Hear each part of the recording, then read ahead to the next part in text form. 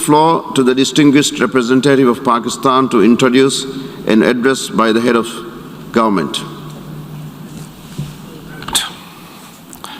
Mr. President, I have the great honor to introduce a recorded statement by His Excellency Mr. Imran Khan, the Prime Minister of the Islamic Republic of Pakistan.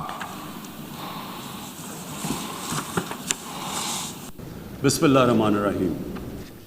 Iyyaka na'budu wa iyyaka nasta'in.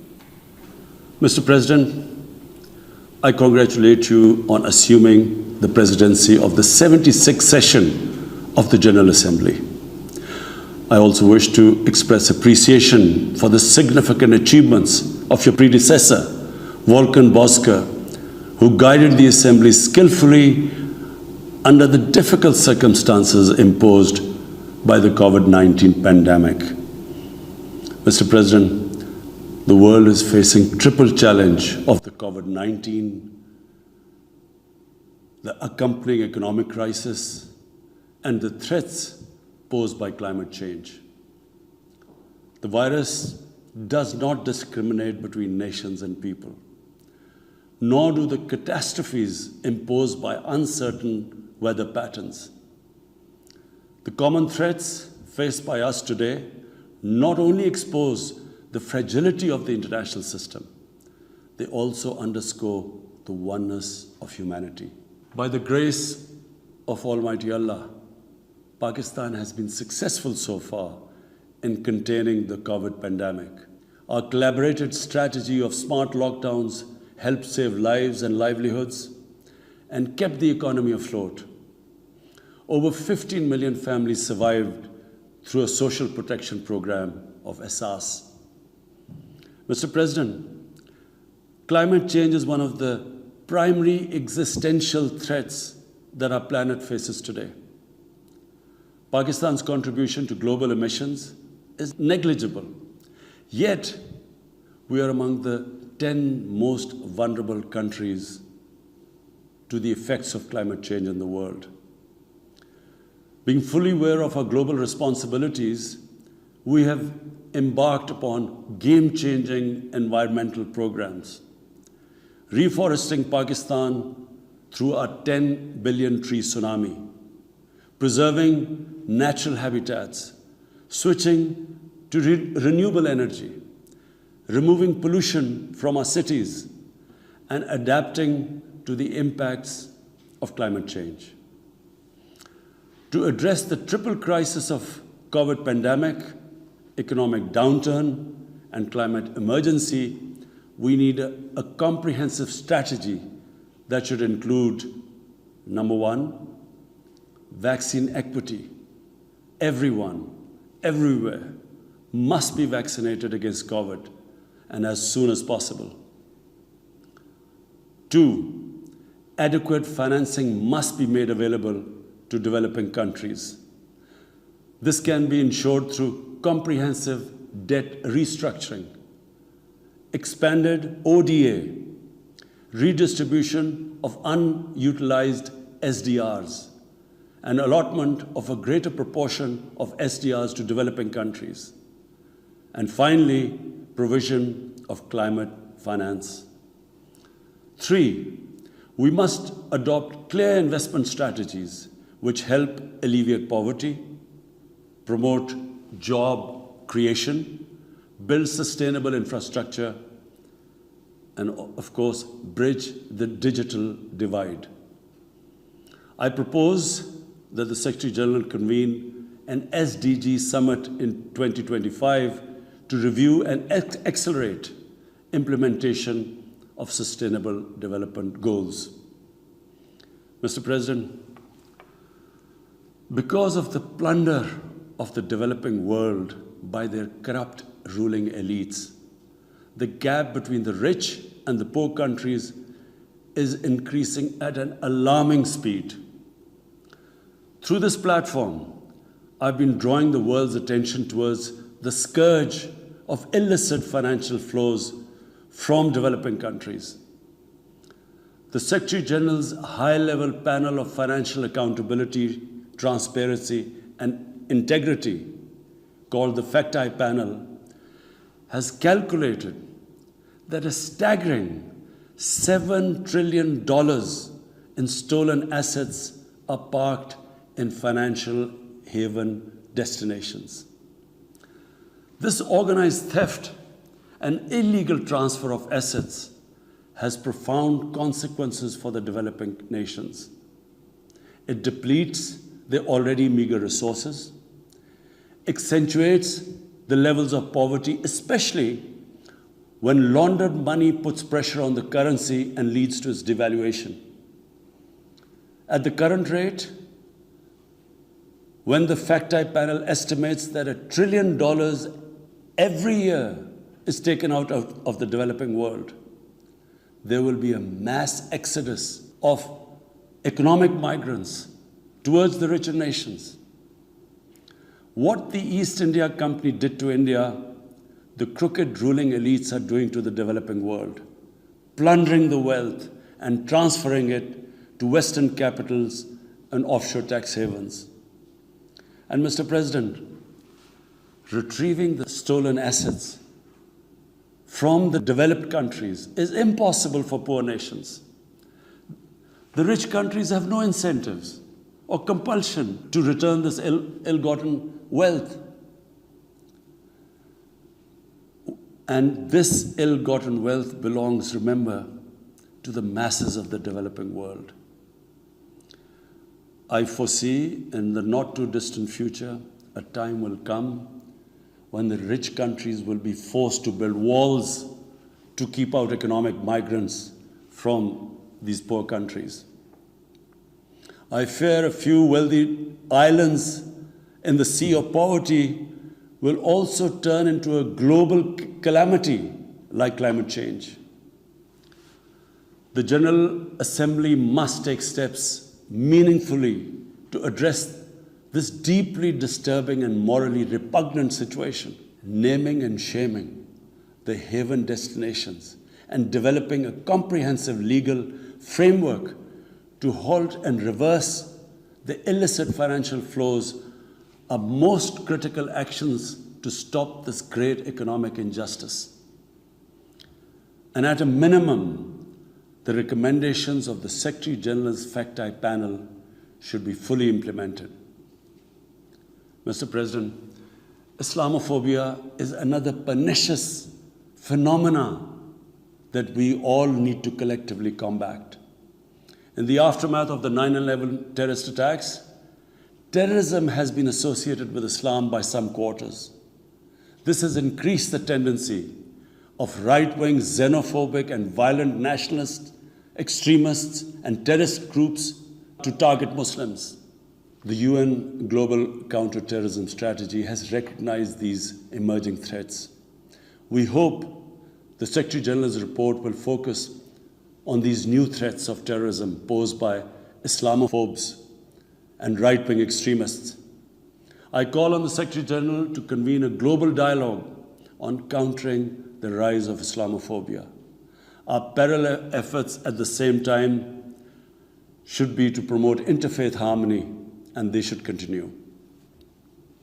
Mr. President, the worst and most pervasive form of Islamophobia now rules India. The hate-filled Hindutva ideology propagated by the fascist RSS BJP regime has unleashed a reign of fear and violence against India's 200 million Muslim-strong community. Mob lynching by cow vigilantes, frequent pogroms such as the one in New Delhi last year, discriminatory citizenship laws to purge India of Muslims, and a campaign to destroy mosques across India and obliterate its Muslim heritage and history are all part of this criminal enterprise.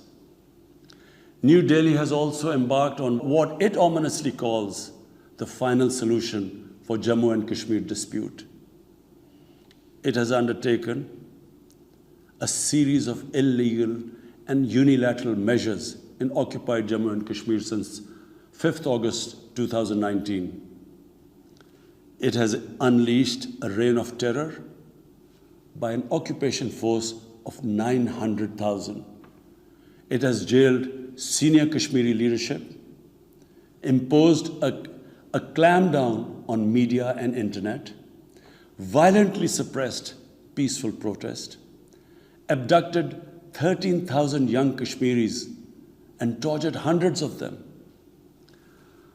It has extrajudicially killed hundreds of innocent Kashmiris in fake encounters and imposed collective punishments by destroying entire neighborhoods and villages.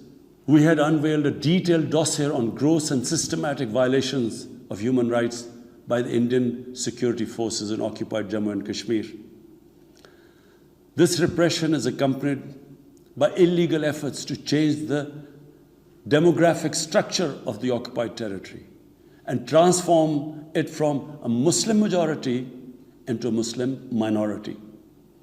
Indian actions violate the resolutions of the United Nations Security Council on Jammu and Kashmir.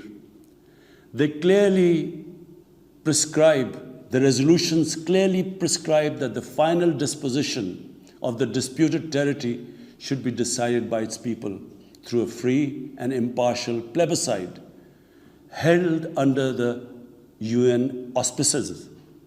India's action in occupied Jammu and Kashmir also violate international human rights and humanitarian laws, including the Fourth Geneva Convention, and amount to war crimes and crimes against humanity. It is unfortunate, very unfortunate, that the world's approach to violations of human rights lack even-handedness and even are selective. Geopolitical considerations or corporate interests, commercial interests, often compel major powers to overlook the transgressions of their affiliated countries. Such double standards, and the most glaring in case of India, where this RSS BJP regime is being allowed to get away with human rights abuses with complete immunity. The most recent example of Indian barbarity was the forcible snatching of the mortal remains of the great Kashmiri leader, Sayyid Ali Shah Gilani, from his family, denying him a proper Islamic funeral and burial in accordance with his wishes and the Muslim tradition. Devoid of any legal or moral sanction, this action has been against the basic norms of human decency. I call on this General Assembly to demand that Sayyid Gilani's mortal remains be allowed to be buried in the cemetery of martyrs with the appropriate Islamic rites. Mr. President, Pakistan desires peace with India as with all its neighbors. But sustainable peace in South Asia is contingent upon resolution of the Jammu and Kashmir dispute in accordance with the relevant United Nations Security Council resolutions and the wishes of the Kashmiri people. Last February, we reaffirmed the 2003 ceasefire understanding along the line of control. The hope was that it would lead to a rethink of the strategy in Delhi. Sadly, the BJP government has intensified repression in Kashmir and continues to vitiate the environment by these barbaric acts. The onus remains on India to create a conducive environment for meaningful and result-oriented engagement with Pakistan. And for that, it must do, number one, reverse its unilateral and illegal measures instituted since 5th August 2019. Secondly, stop its oppression and human rights violations against the people of Kashmir. And three, halt and reverse the demographic changes in the occupied territory. It is also essential to prevent another conflict between Pakistan and India. India's military buildup, development of advanced nuclear weapons, and acquisition of destabilizing conventional capabilities can erode mutual deterrence between the two countries. And now, Mr. President, I want to talk about Afghanistan. The current situation in Afghanistan, for some reason, Pakistan has been blamed for the turn of events by politicians in the United States and some politicians in Europe. From this platform, I want them all to know the country that suffered the most, apart from Afghanistan, was Pakistan. When we joined the US war on terror after 9/11. 80,000 Pakistanis died. $150 billion was lost to our economy. There were 3.5 million internally displaced Pakistanis. And why did this happen? In the 80s, Pakistan was a frontline state in fighting against the occupation of Afghanistan. Pakistan and the United States trained mujahideen groups to fight for the liberation of Afghanistan. Amongst those mujahideen groups were Al-Qaeda, were various groups from all over the world. They were mujahideen, Afghan mujahideen. These were considered heroes. President Ronald Reagan invited them to White House in 1983. And according to news items, he compared them to the founding fathers of the United States. They were heroes. Come 1989, the Soviets leave. So do the Americans, abandon Afghanistan. Pakistan was left with 5 million Afghan refugees. We were left with sectarian militant groups which never existed before. But the worst cut of it was that a year later, Pakistan was sanctioned by the US. We felt used. Fast forward 9/11, Pakistan is needed again by the US because now their US-led coalition is now invading Afghanistan, and it could not happen without Pakistan providing all the logistical support. What happened after that? The same mujahideen that we had trained that fighting foreign occupation was a sacred duty, a holy war or jihad, they turned against us.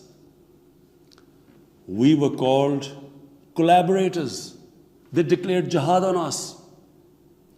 Then all along the tribal belt bordering Afghanistan, the Pakistan semi-autonomous tribal belt, where no Pakistan army had been since our independence, they had strong sympathies with the Taliban, Afghan Taliban, not because of their religious ideology, but because of Pashtun nationalism, which is very strong. Then there were 3 million Afghan refugees still in Pakistan, all Pashtuns, living in camps, 500,000, the biggest camp, 100,000 camps. They all had affinity and sympathies with the Afghan Taliban. So what happened? They too turned against Pakistan. For the first time, we had militant Taliban in Pakistan. And they too attacked Pakistan government. When our army went in the tribal areas for the first time in our history, whenever an army goes into civilian areas, there's collateral damage. So there was collateral damage, which multiplied the militants to seek revenge. But not just that. The world must know that in Pakistan, there were 480 drone attacks conducted by the US. 480 drone attacks. And we all know that drone attacks are not that precise. They cause more collateral damage than the militants they are targeting. So, who did the people whose relatives were being killed? Who did they seek revenge? Against Pakistan. Between 2004 and 2014, there were 50 different militant groups attacking the state of Pakistan. At one point, people like us were worried that will we survive this? There were bombs going all over Pakistan. Our capital was like a fortress. had it not been for one of the most disciplined army in the world and one of the best intelligence agencies in the world, I think Pakistan would have gone down. So when we hear this at the end, there's a lot of worry about in the US about taking care of the people who helped them, the interpreters and everyone who helped the US. What about us? The only reason we suffered so much was because we became an ally of the US, of the coalition in the war against Afghanistan, where there were attacks being conducted from Afghan soil into Pakistan. At least there should have been a word of appreciation. But rather than appreciation, imagine how we feel when we are blamed for the turn of events in Afghanistan. After 2006, it became apparent to everyone who understood Afghanistan's history that there would be no military solution in Afghanistan. I went to the US, I spoke to think tanks, I met at the time Senator Biden, Senator John Kerry, Senator Harry Reid. I tried to explain to them that there would not be any military solution and political settlement was the way to go forward. No one understood then. And unfortunately, in trying to force a military solution is where US went wrong. And if today,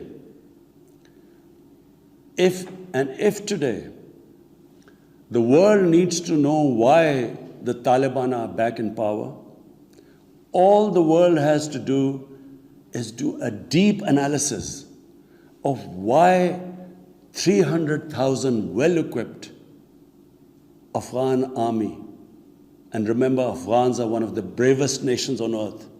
Why did this 300,000 Afghan army give up without a fight? The moment a deep analysis of this is done, the world would know why the Taliban are back in power, and it's not because of Pakistan. So, Mr. President, right now, the whole world community should think, what is the way ahead? There are two paths we can take. If we neglect Afghanistan right now, according to the UN, half the people of Afghanistan are already vulnerable. And by next year, almost 90% of people in Afghanistan will go below the poverty line. There's a huge humanitarian crisis looming ahead. And this will have serious repercussions, not just for the neighbors of Afghanistan, but it will have repercussions everywhere if a destabilized, a chaotic Afghanistan again becomes a safe haven for international terrorists. The reason why the US came to Afghanistan in the first place. So therefore, there is only one way to go. We must strengthen this current government, stabilize it, for the sake of the people of Afghanistan. What have the Taliban promised? They will respect human rights. They will have an inclusive government. They will not allow this soil to be used by terrorists. And they have given amnesty. Now, if the world community incentivizes them, encourages them to walk this talk, it will be a win-win situation for everyone. Because these are the four things that in Doha, when the US was talking to the Taliban, these were the conditions the dialogue was all about. So if the world can incentivize them to go this direction, then after all, this 20-year of presence, of coalition presence in Afghanistan would not be wasted, because Afghan soil would not be used for international terrorism. So I end my talk, Mr. President, by urging everyone that this is a critical time for Afghanistan. You cannot waste time.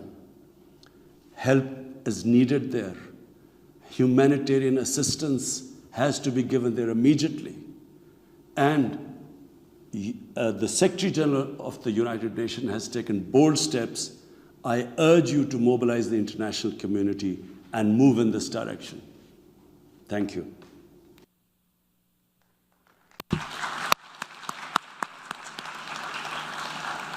On behalf of the General Assembly, I wish to thank the Prime Minister of the Islamic Republic of Pakistan for the statement just made. The Assembly will hear an address by His Excellency Irakli Garibashvili, Prime Minister of Georgia. May I request protocol to escort His Excellency.